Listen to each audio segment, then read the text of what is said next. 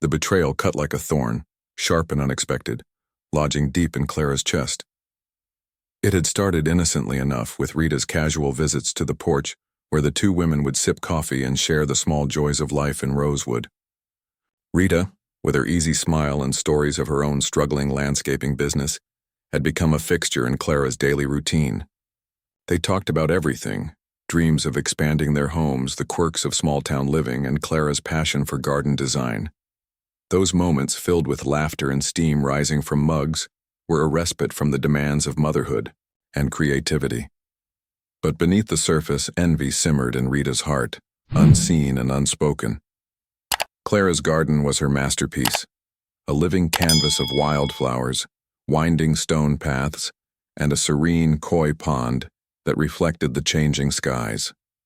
Tucked behind their modest home in Rosewood, it was more than just a plot of land. It was an extension of her soul. She had poured hours into it, sketching designs in her studio. A converted shed filled with the earthy scent of clay and the soft glow of natural light filtering through dusty windows. Her husband, Min, often watched her work with quiet admiration, his own hands calloused from carpentry, while their son Kai played nearby, his laughter echoing like birdsong. The garden represented their family's resilience, a sanctuary built from love and perseverance. The trouble began with the local home show, an annual event that drew designers from across the region. Clara had entered her garden design, excited to share her vision with the world. She trusted Rita enough to show her the sketches, even seeking her opinion during one of their coffee chats. "It's brilliant, Clara," Rita had said, her eyes lingering a bit too long on the intricate details. Unbeknownst to Clara, Rita's business was on the brink of collapse, debts piling up like fallen leaves. In a moment of desperation, Rita submitted Clara's design as her own, altering just enough to claim it, and won the top prize, a cash award, and a feature in a local magazine. The discovery came like a storm cloud bursting. Clara attended the show, her heart swelling with anticipation, only to see her own creation displayed under Rita's name. The wildflowers, the stone paths, the koi pond. It was all there, twisted into a lie. Shock turned to fury as she confronted Rita in the crowded exhibition hall. "How could you?" Clara whispered, her voice trembling. Rita's face crumpled, tears streaming as she confessed her financial woes and jealousy. "I was desperate, Clara. I didn't think—" But Clara cut her off, the words tasting bitter. The betrayal wasn't just theft, it was a violation of trust, a dagger to the heart of their friendship. In the days that followed, Clara felt unmoored. The garden, once a source of joy, now reminded her of the loss. She wandered its paths at dusk, fingers brushing petals, tears mixing with dew. Min noticed her quiet withdrawal, his concern deepening with each silent meal. Kai, sensing the shift, clung to her more, his small hands pulling at her skirt. The wound festered, a reminder that even in Rosewood's idyllic streets, deceit could take root. Determined not to let Rita's actions define her, Clara steeled herself against the tide of despair that threatened to drown her spirit. The betrayal had struck at the core of her identity, but she refused to let it wither her resolve. Ginthiu. Quiet of her studio, a sanctuary of clay-stained tables, shelves groaning with pots and the faint scent of damp earth. She gathered her evidence with meticulous care. She unearthed dated sketches from her cluttered sketchbook, each line a testament to months of late-night toil, the ink smudged with coffee stains from early mornings. Emails exchanged with Min about garden plans flickered across her laptop screen, their warmth now tinged with irony. Photos, snapped over seasons, chronicled the garden's evolution, spring buds giving way to summer blooms, the koi pond's first ripples under autumn leaves. These were her weapons, proof of her creation, and she clutched them like a shield as she prepared to face the home show's organizers. The process was grueling, a marathon of meetings in stuffy conference rooms, where the air buzzed with whispered accusations and skeptical glances. Clara sat across from the organizers, her hands trembling as she laid out her case, her voice steady despite the knot in her throat. They questioned her. Dates, signatures, intent. Each query, a test of her endurance. Min stood by her side, his presence a quiet anchor in the chaos. His calloused carpenter's hands resting on the table as if to ground her. He attended every meeting, his dark eyes scanning the room with a protective intensity, offering nods of encouragement when her courage wavered. One evening, as they sat in the studio surrounded by her work, half-finished pots, sketches pinned to the walls, the soft hum of a fan stirring the air, he took her hands in his. "You've built this with your hands and heart," he said, his voice low and firm. "No one can take that away, not with words or awards. This is yours, Clara." His words were a lifeline, pulling her from the edge of defeat, igniting a fire in her chest. The organizers, after days of deliberation and a tense review of her evidence, relented. The proof was irrefutable. Clara's designs predated Rita's. Submission by months, her creativity stamped in every detail.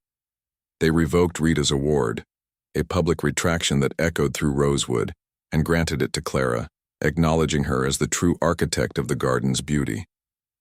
The victory was announced in a small article in the Rosewood Gazette. Its headline, "Design Mix-Up Corrected Local Artist Reclaims Glory." A modest but satisfying vindication. The paper detailed the plagiarism, painting Rita as a cautionary tale, her name now synonymous with shame. Rita vanished from Rosewood shortly after. Her landscaping business shuttered, its signboard torn down, her house sold to a young couple who knew nothing of her past. Clara felt a pang of pity as she watched the moving van roll away, imagining Rita's tear-streaked face, but it was quickly overshadowed by a wave of relief. The garden was hers again, its blooms seeming brighter in the aftermath, as if the earth itself celebrated her triumph. Yet the scar remained, a faint but persistent ache that lingered beneath her skin. Clara channeled her pain into her art, retreating to the studio where the clay became her confidant. She crafted new pots and sculptures, her fingers shaping twisted vines to symbolize the betrayal that had coiled around her life. Their gnarled forms a cathartic release. Sturdy roots emerged from her hands, rising from the clay like pillars of strength, each piece a testament to her resilience. Kai joined her in this creative refuge, his chubby fingers molding lopsided shapes that wobbled, but held a childlike charm. His laughter filled the space as he proudly presented a misshapen bowl, declaring it for Mummy's flowers. And Clara couldn't help but laugh, the sound a balm to her wounded heart. Min, ever practical, took to the garden with renewed vigor, his hammer and saw adding a sturdy wooden bench where they could sit and watch the koi glide through the pond's glassy surface. The bench, weathered but welcoming, became a new gathering spot, a symbol of their family's healing. Slowly the family mended, the betrayal weaving itself into their narrative as a story told in hushed tones over dinner or during quiet moments by the pond.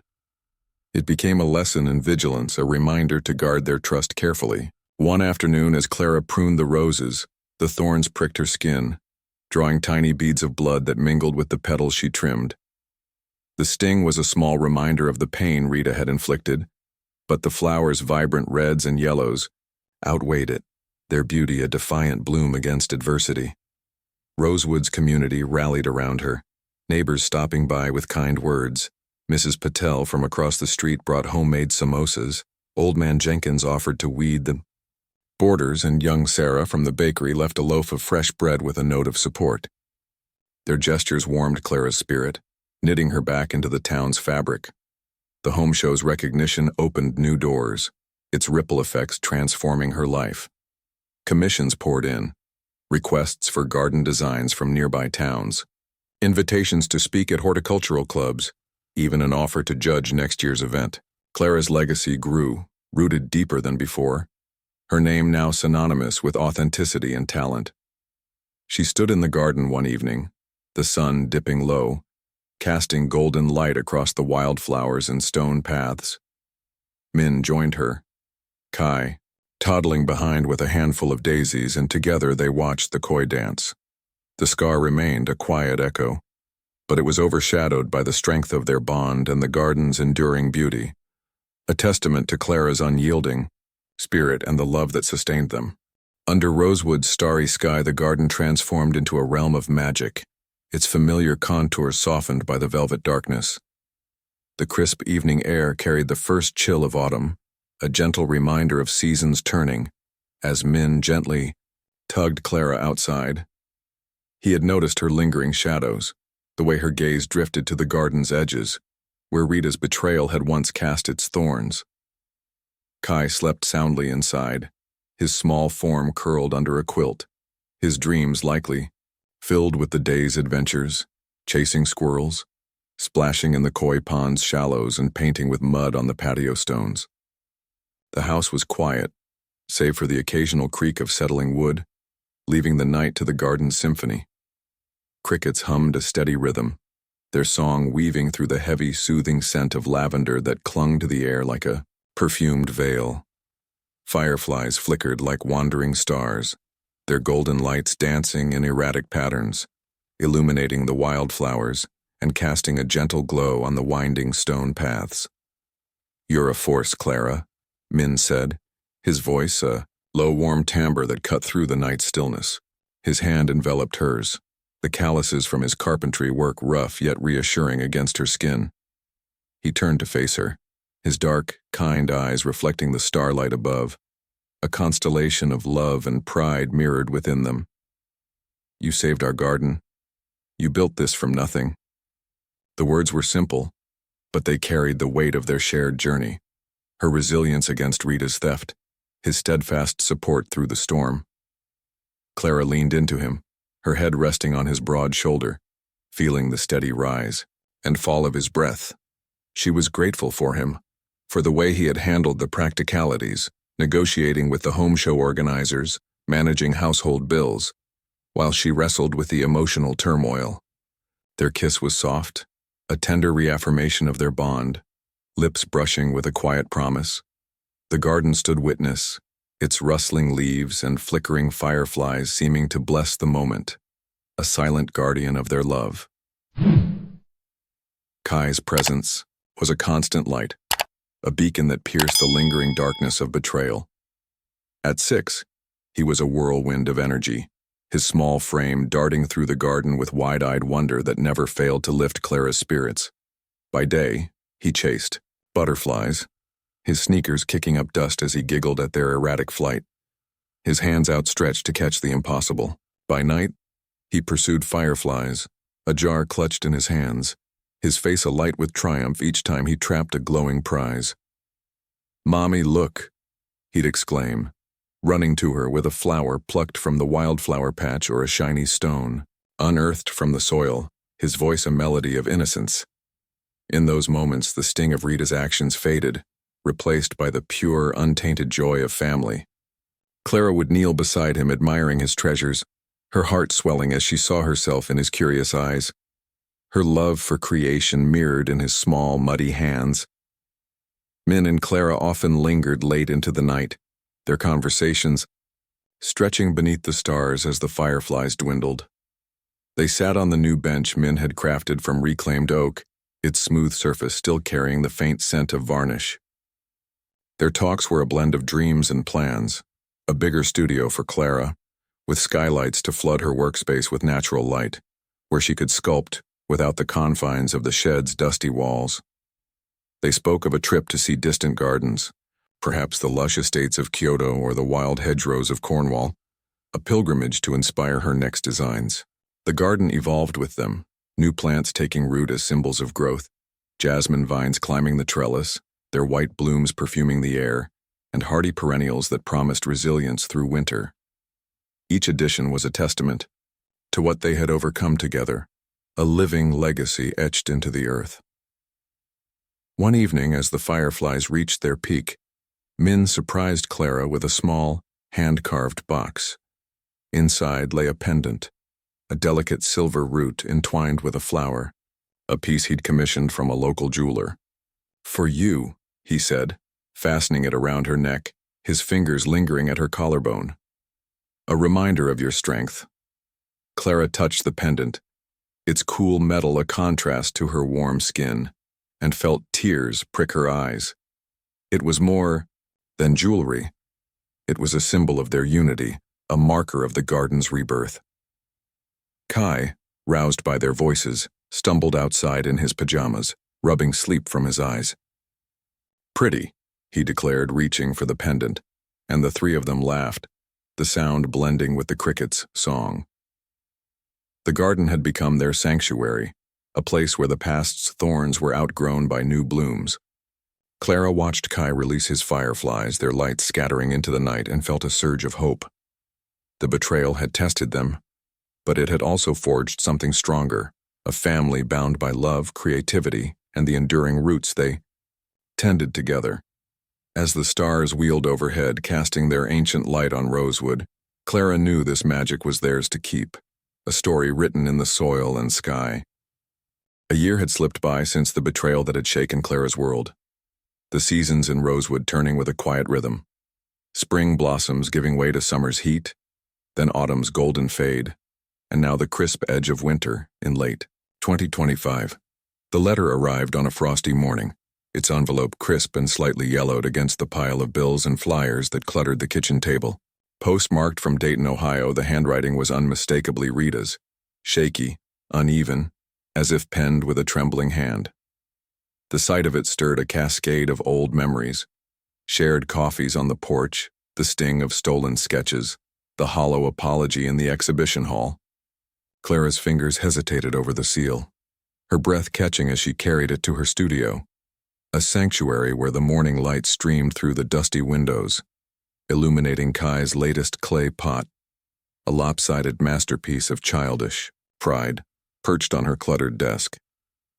Min joined her moments later, his footsteps soft on the wooden floor, his presence a silent pillar of support. He leaned against the doorframe, his dark eyes watching her with a mixture of concern and patience, his carpenter's hands still dusted with sawdust from an early project. Clara slit the envelope with a pair of shears, the paper rustling like dry leaves, and unfolded the letter. The ink was smudged in places, blotched with what looked like tears, and the words spilled out in Rita's familiar scrawl. "I'm sorry, Clara. I was desperate and wrong. I saw your garden in the magazine. Rosewood's pride.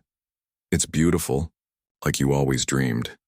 The confession was raw, a mix of regret and reluctant admiration, a plea for forgiveness drifting across the miles from Dayton. Clara's chest tightened, the ache of betrayal returning, tender but not as sharp as it once was, like a bruise that had faded but left its mark. They moved to the kitchen, the studio's intimacy giving way to the warmth of the wood stove, where Clara brewed a pot of chamomile tea. The steam curled upward as she sat across from Min, his hand resting gently over hers, his thumb tracing small circles on her skin. The letter lay between them, its words a quiet specter. "It's up to you," Min said, his voice low and steady, leaving the decision in her hands. Clara sipped her tea, the heat soothing her frayed nerves, and reread the letter in her mind. Rita's apology carried the weight of her own struggles, financial ruin, a failed business, the shame of her actions, but it couldn't erase the theft of Clara's design, the public humiliation, the months of doubt. Yet there was a flicker of empathy, a recognition that desperation could drive anyone to falter. Clara tucked the letter into a drawer, its edges peeking out like a bookmark in a story she wasn't ready to finish. The pain lingered, a faint scar etched into her heart, but it no longer defined her. Rita's mistake was a lesson in human frailty, a reminder that roots could strengthen even in the harshest soil. Life in Rosewood flowed on, undeterred by the letter's arrival. The garden thrived under Clara's careful tending, its wildflowers swaying in the winter breeze. The koi pond frozen at the edges but alive with movement beneath. She found solace in teaching Kai the art of planting, his small hands digging into the cold earth with enthusiasm, his face smeared with dirt as he chattered about growing the biggest carrots ever. They worked side by side, her guiding, his unsteady trowel, his giggles filling the air as a robin hopped nearby. The garden became their shared canvas, a place where the past was buried beneath new growth, its lessons woven into the soil. Min joined them on weekends, his strong hands helping to turn the earth, his laughter mingling with Kai's as they planned a new trellis for spring roses. The letter from Dayton faded into the background, a chapter closed but not forgotten.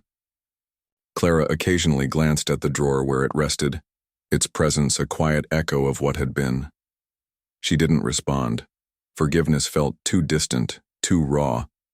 But she didn't destroy it either, preserving it as a testament to her resilience. The community of Rosewood rallied around her, neighbors dropping off seedlings or inviting her to share her designs at local events. Her studio buzzed with new commissions, her pots and sculptures finding homes across the county, each piece carrying the story of her journey. Kai's clay creations adorned their shelves, a symbol of their family's renewal. One evening, as snow dusted the garden, Clara stood by the pond, the cold nipping at her cheeks. Min wrapped an arm around her, pulling her close, while Kai danced, ahead trying to catch snowflakes on his tongue. The letter's words lingered in her mind, Rita's regret, her distant admiration, but they no longer held power. The garden, with its roots deep and unyielding, was her triumph, a living proof that beauty could rise from betrayal. In the quiet of Rosewood's winter night, with her family beside her, Clara felt the echoes from Dayton fade, replaced by the steady beat of a life reclaimed. Rosewood evenings wrapped the family in enchantment. By the koi pond, fireflies danced, their glow mirroring the stars. Clara stood there one night, the water's surface rippling with fish. Min's arms encircled her, his warmth a constant. Kai skipped ahead, jar in hand, chasing the lights with glee. "Your garden's magic, Mommy," he said, his voice bright. The home show, once a near disaster, was now their triumph. Clara's design graced magazine pages, praised for its harmony. Commissions flowed, her studio buzzing with activity. The garden was a symbol of truth prevailing over theft. As stars twinkled, Clara reflected on their journey. Rita's letter faded in importance.